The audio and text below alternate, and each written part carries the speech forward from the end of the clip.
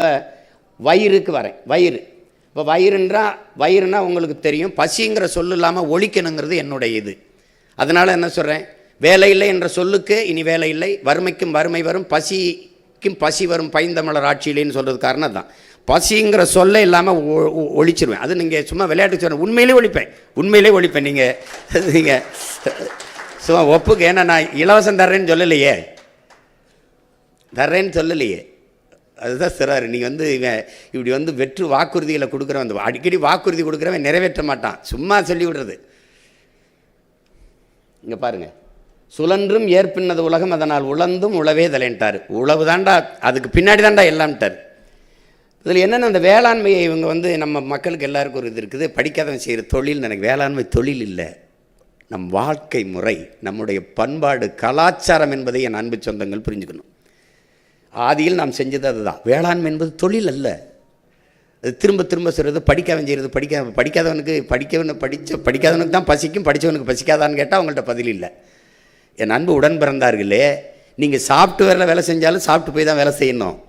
நீங்கள் விண்கலத்தை விண்வெளிக்கு அனுப்பலாம், அந்த விஞ்ஞானிக்கு சோறு விவசாயி தான் அனுப்பணும்.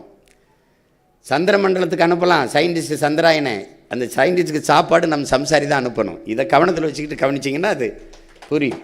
அப்போ வேளாண்மை என்பது ஒரு தொழில் அல்ல, அது நம் வாழ்வியல், நம் பண்பாடு, நம் தொன்று தொட்ட மரபு. அப்போ குழந்தைக்கு ஒரு தாய் பால் ஊட்டுவது எப்படி தொழில் இல்லையோ, அப்படி பூமி தாய் தன் பிள்ளைகளுக்கு சோறு ஊட்டுவதும் தொழில் அல்லங்கிறார் நம்முடைய அப்பா நம்மால் வரவர்கள். அப்போ ஒரு வாழ்க்கை முறை, நமது தொன்று தொட்ட பண்பாடு. அடிப்படை உயிர் தேவையில் ஒன்று உணவு தேவையாக தான் இருக்குது. அந்த உணவு தேவையிலேயே நீ தற்சார்பு அடையலை, தன்னிறைவு அடையலைன்னா பஞ்ச நாடாக போய் பிறரிடத்துல உணவுக்கு கையேந்துறதான் பிச்சை. ஒரு நாடு வெங்காயம் பருப்புக்கு வெளிநாட்டில் கையேந்தது, வெங்காயத்தை இறக்குமதி செய்து பாலைவன நாட்டில், எகிப்தில், ஈஜிப்தில் இறக்குமதி செய்து இவ்வளோ வளர்த்த வச்சு ஒரு பாலைவன நாட்டில் பருப்பை விளைய வைக்க முடியல. ஆனால் காரை ஏற்றுமதி செய்து, சோறை இறக்குமதி செய்து, எப்படி பாருங்க.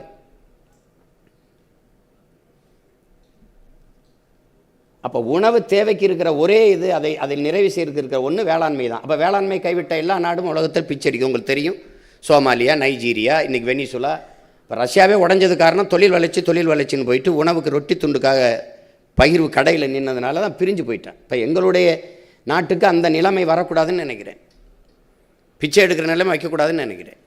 அப்போ நீ என்ன செய்வாய்ச்சியமா, அந்த வேளாண்மையை நானே, நீ என்ன, உனக்கு அரை காசுனாலும் அரசாங்க காசாக இருக்கணும், காசுனாலும் கவர்மெண்ட்டு காசாக இருக்கணும், இது ஒரு நோய். நானே அரசு பணியாற்றுறேன் வாடா அப்படின்னா இது சிரிக்கிறது. சாராயம் விற்கிறவன் கவர்மெண்ட் வேலையாக இருக்கலாம், அரசு வேலையாக இருக்கலாம். உலகத்துக்கு சாப்பாடு போடுற விவசாயி அரசு வேலை பார்க்கக்கூடாதா, அது அரசு வேலையாக்கக்கூடாதா? எங்கள் தாத்தா மாதாவரத்தில் ஒரு பால் பண்ணை வச்சுருந்தார்ல காமராஜ், அதில் எல்லாரும் போய் வேலை செஞ்சல, அது அரசு வேலை தானே. என்ன உனக்கு பிரச்சனை? குப்பை அள்ளுறவன் அரசாங்க பணியாக இருக்கலாம், இவன் அரசாங்க பணியாக இருக்கலாம், சாராயம் ஊற்றி கொடுக்குறோம் அரசாங்க பண்ணலாம். ஆடு மாட்டுக்கு ஊசி போடுற டாக்டர் வெட்டினியர் டாக்டர், கவர்மெண்ட் டாக்டர்.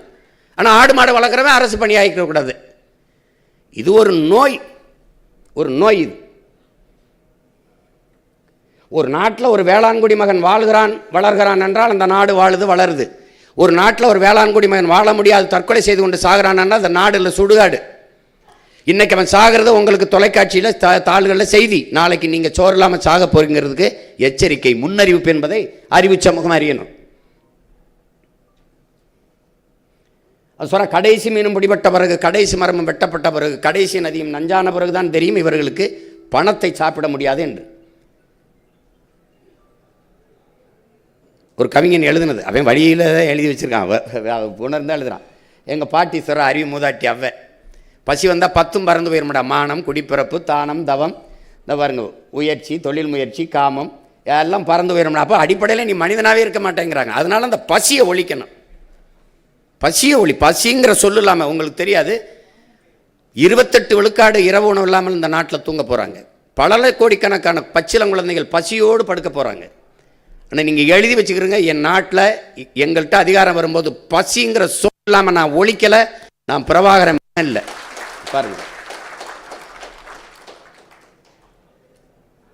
அப்போ இங்கே இதில் என்ன இருக்குன்னா, ரசாயன உரம் கீழே இந்த வருங்க, ரசாயன உரம் மேலே பூச்சிக்கொல்லி, அப்போது கீழையும் நஞ்சு மேலையும் நஞ்சு, விளையிறது நஞ்சா விளையுது.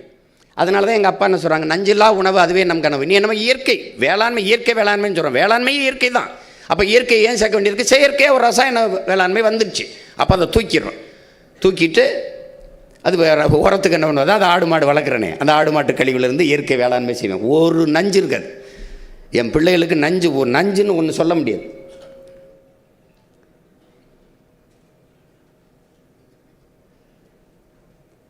அப்போ வேளாண்மையை முன்னிறுத்திய பொருளாதாரத்தை நாங்கள் கட்டமைக்கிறதுனால அதை தற்சார்பு, பசுமை, தாய்மை பொருளாதாரம்னு சொல்கிறோம்.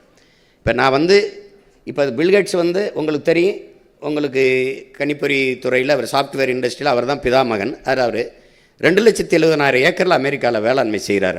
அவர்கிட்ட கேட்குறாங்க, ஏன் பில்கேட்ஸு இங்கே வேளாண்மை செய்கிறாயின்னு. அவருக்கு தெரிஞ்சிருக்கு, நான் சொல்கிற மாதிரி சாஃப்ட்வேரில் வேலை செஞ்சாலும் சாப்பிட்டு போய் தான் வேலை செய்யணும்னு.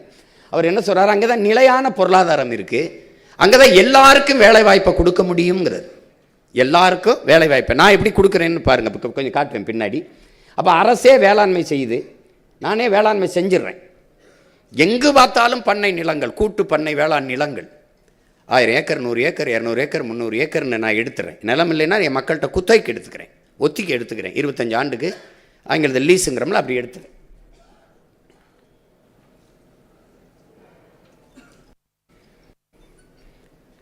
இப்போ உங்களுக்கு தெரியும், நானே வேளாண்மை செய்கிறேன். வேளாண்மை செஞ்சு அங்கே முல்லை, மருதம், நெய்தல், அங்காடி என்று பிரிச்சிடுறேன். பிரித்து எல்லா இடத்துலையும் வச்சிடறோம். ஒரே விலை தான். இப்போ வேளாண் அமைச்சகத்துக்கு கீழே ஒரு குழு இருக்கும், வேளாண் பெருமக்களை கொண்டு. அது நாடங்களும் தக்காளி 1 கிலோனா 1 கிலோ அவங்க தீர்மானிக்கிற விலைக்கு விற்போம். வெங்காயம் இத்தனை ரூபாய்னா இத்தனை. இங்கே விலை ஏறிடுச்சு இறங்கிடுச்சுலாம் அது இல்லை. இவங்களை மாதிரி விளைய வச்ச நெல் முளைகள் அதில் தெருவில் போட்டு முளைக்க வைக்கிறது இல்லை. மாவட்ட தலைநகர் தோறும் உணவு சேமிப்பு கிடங்கு இருக்கும், முறையாக கொள்முதல் செய்து பத்திரப்படுத்தி வைப்போம்.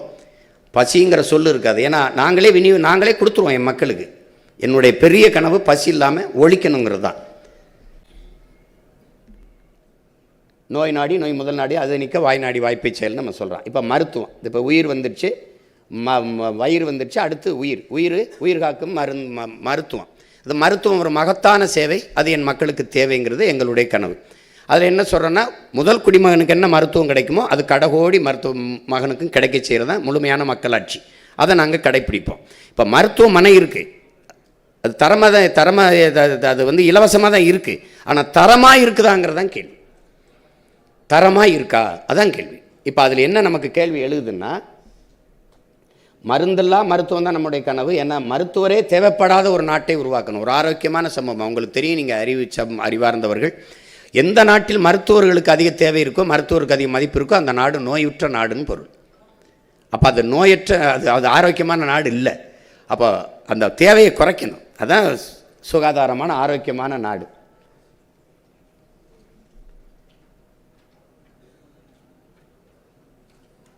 அப்போ மருத்துவத்தின் தரத்தை நான் உயர்த்திடுறேன். இங்கே என்ன வருதுன்னா, இங்கே பாருங்கள், இது தனியார் மருத்துவம், இது அரசு மருத்துவமனை. இது சும்மா ஒரு மாதிரிக்கு காட்டியிருக்கேன், இதை விட மோசமாலாம் இருக்குது, நான் மாதிரி காட்டியிருக்கேன். இங்கே என்ன கவனிக்கணுன்னா, நீங்கள் நாட்டை ஆளுகிற முதலமைச்சரோ அமைச்சரோ அல்லது சட்டமன்ற பாராளுமன்ற உறுப்பினரோ உடம்பு முடியலைன்னா தனியார் மருத்துவமனையில் போய் பார்த்துடுறாங்க. அவங்களே சொல்கிறாங்க இது தரம் இல்லை. நமக்கே தெரியும், எம்ஜி ராமச்சந்திரா, அப்போலோ, காவேரிக்கு போயிடுறாங்க. அப்போ அரசு நடத்துகிற மருத்துவமனை என்னாச்சு? அரசை நடத்துகிறவங்களுக்கே அரசு மருத்துவமனை மீது நம்பிக்கை இல்லைன்னா அந்த மருத்துவமனை யாருக்கானது? யாருக்கு? அதுக்கு ஒதுக்கக்கூட நிதிநிலை எங்கே? எத்தனை ஆயிரம் கோடி ஒதுக்குறீங்க? அது ஏன் அப்படி இருக்குது? அவங்களே ஒத்துக்கிறாங்க அது தரம் இல்லைன்னு. அப்போ தனியார் தான் தரமாக கொடுப்பான்னா, அப்போ அரசு ஒரு முதலாளியால் தரக்கூடிய, தனியார் முதலாளி தரக்கூடிய மருத்துவத்தை ஒரு அரசு தர முடியாதுன்னா அரசு தோற்று போகுதா? ஒரு முதலாளிகிட்ட ஒற்றை முதலாளியால் தர முடிகிற மருத்துவத்தை 8 கோடி மக்களால் நிறுவப்பட்ட அதிகாரத்தால் தர முடியாதுன்னா அந்த அதிகாரம் எதுக்கு, யாருக்காக நிறுவப்படுது? யாருக்காக நிறுவப்படுது? அடிப்படை தேவையில் ஒன்று மருத்துவம். அந்த மருத்துவத்தை தரம் உயர்த்தி தர முடியாது என்றால் அப்போ அது யாருக்கானது? பாருங்கள், ஒரு படுக்க வசதி எல்லாம் இருக்கிறது, போகிறது, இதெல்லாம் கொஞ்சம் இருக்கிறத நாகரிகமாக காட்டியிருக்கு. இதை விட மோசமாலாம் இருக்குது அரசு, பின்னவரை மாதிரியே இருக்கும். அப்போ அவங்க ஒதுக்குன நிதிநிலையை பாருங்கள். 2021 18,600 கோடி, அப்புறம் அதுக்கப்புறம் 19,000 கோடி, 24 20,000 கோடி, 25 20,500 கோடி. இந்த நிதிநிலை, இந்த பட்ஜெட்டு பண ஒதுக்கீடு உயருது, தரம் உயர்ந்திருக்காங்கிற கேள்வியை நீங்கள் அறிவார்ந்த பெருமக்கள் நீங்கள் எழுப்பி பார்க்கணும். பணம் உயருது, ஒதுக்குற நிதி உயருது, தரம் உயர்ந்திருக்கா? அதான் கேள்வி. எல்லா நாடுகள்லையும் அரசு என்றால் மதிப்பிற்குரியதாக இருக்குது, தரமாக இருக்குது. என் நாட்டில் அரசுன்னா அச்சமாக இருக்குது. எப்படி? அரசு போக்குவரத்தாக கேவலமாக இருக்கும், அரசு தங்குமடியாக ரொம்ப கேவலமாக இருக்கும், அரசு பள்ளிக்கூடமாக கேவலமாக இருக்கும். அது எப்படி? அப்போ இத்தனை கோடி ஒதுக்கி தரத்தை உயர்த்த முடியல இவங்களாலன்னா அப்போ என்ன என்ன செய்கிறதுன்னு சொல்லுங்கள். இப்போ எப்படி பண்ணுறது? இப்போ அதனால தான் நாங்கள் என்ன சொல்கிறோம், இந்த மருத்துவத்தின் தரத்தை உயர்த்திடுறேன், உலக நாடுகள் அளவுக்கு உயர்த்திடுறேன். இப்போ எங்கள் உடம்பு முடியலைன்னா அமெரிக்கா போனாங்க, பிரிட்டன் போனாங்க, இது சிங்கப்பூர் போனாங்கல்ல, அங்கே முடியலைன்னா தமிழ்நாட்டுக்கு வரணுங்கிற அளவுக்கு தரத்தை உயர்த்திடணுங்கிறது எங்களுடைய கனவு.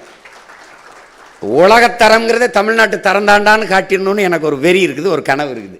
இப்போ அதை தான் நாங்கள் செய்யணும்னு நினைக்கிறோம்.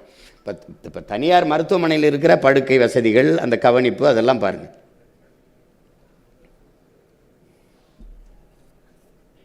நான் தேவைன்னா நிறுத்திப்பேன், போடுங்க, நீங்கள் பாட்டு போடுங்க. இது பாருங்கள், இது அமெரிக்கா. இதில் ஒவ்வொரு நாடும் நடத்துறத பாருங்கள்.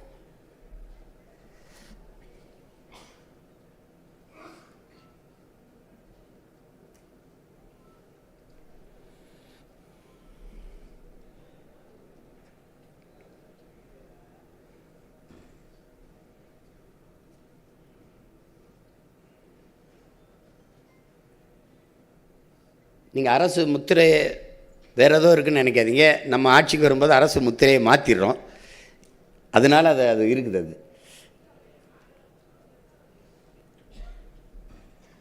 இப்போ இதில் என்ன சொல்ல வருதுன்னா,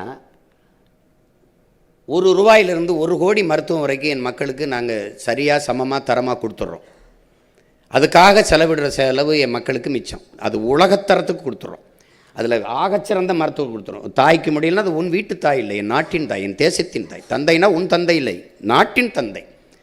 அதனால் ஆகச்சிறந்த மருத்துவத்தை என் மக்களுக்கு கொடுத்துட்றோம். அது எப்படி கொடுப்ப தரம் உயர்த்துவேன்னா, முதலமைச்சருக்கு முடியலையா, அமைச்சருக்கு முடியலையா, அவர் குடும்பத்தில் முடியலையா, அரசு மருத்துவமனையில் படுத்துத்தான் மருத்துவம் செய்யணும், சட்டம் ஏற்றிடுவோம். அப்படி இல்லை நான் கொழுப்படுத்து போய் தனியார் தான் படுப்பேன்னா அவருடைய ஊதியத்தில் சரிபாதியை துண்டிச்சிருவோம், தண்டம் துண்டிச்சிருவோம். நீதே உனக்கு காசு இருக்குல்ல, அங்கே போய் படுத்துக்க, இதை கட்டிட்டு போன்றுவோம். அதெல்லாம் நடக்காது, அதெல்லாம் நடக்காது. நீங்கள் வேணால் எழுதி வைங்க, உங்ககிட்ட நான் சொல்கிறேன். அரசு மருத்துவமனைக்கு தனியார் மருத்துவக்கு போனால் அரசு மருத்துவமனைக்கு போகணுங்கிற ஒரு காலத்தை உருவாக்கலை. நீங்கள் பார்த்தே இருங்க.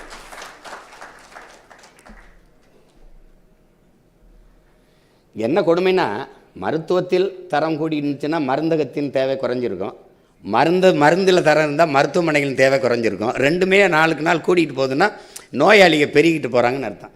சிங்கப்பூரில் பாருங்கள் மருத்துவமனை கட்டமைப்பு எப்படி இருக்குன்னு பாருங்கள். இந்த மருத்துவமனையெல்லாம் நிறைய தகவலுக்கு எடுக்க முடியல, அதனால் இருக்கிறத உங்களுக்கு காட்டுறேன். இது மலேசியாவில் சின்ன நாடு தான், சின்ன நாடு. எப்படி கொடுக்குறான் பாருங்க.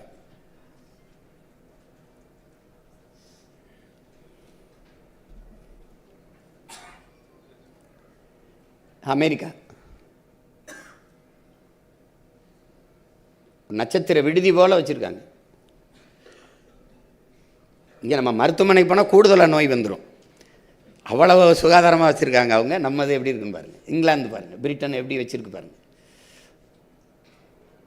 இங்கே அங்கே லாபத்தை கவனிக்காமல் சேவை, லாப தேவையை விட மக்கள் சேவை முதன்மையானதாக கருதப்படுறதுனால அந்த நாடுகளில் அவங்க வரி எடுக்கிறாங்க, அந்த வரியை திருப்பி மக்களுக்கு இது மாதிரி சேவையாக கொடுத்துட்றாங்க. மருத்துவம், கல்வி, குடிநீர் விநியோகம், மின் உற்பத்தி விநியோகம், பகிர்ந்தளிப்பு, அப்படி கொடுத்துட்றாங்க. ஆனால் நமக்கு அப்படி இல்லை. சீனாவை பாருங்கள், நம்மளை விட பெரிய நாடு, மிகப்பெரிய அதிக மக்கள் தொகை கொண்ட நாடு, நம்மளை விட அதிகம். ஆனால் அவன் எவ்வளோ தரமாக கட்டமைச்சிருக்கான் பாருங்கள்.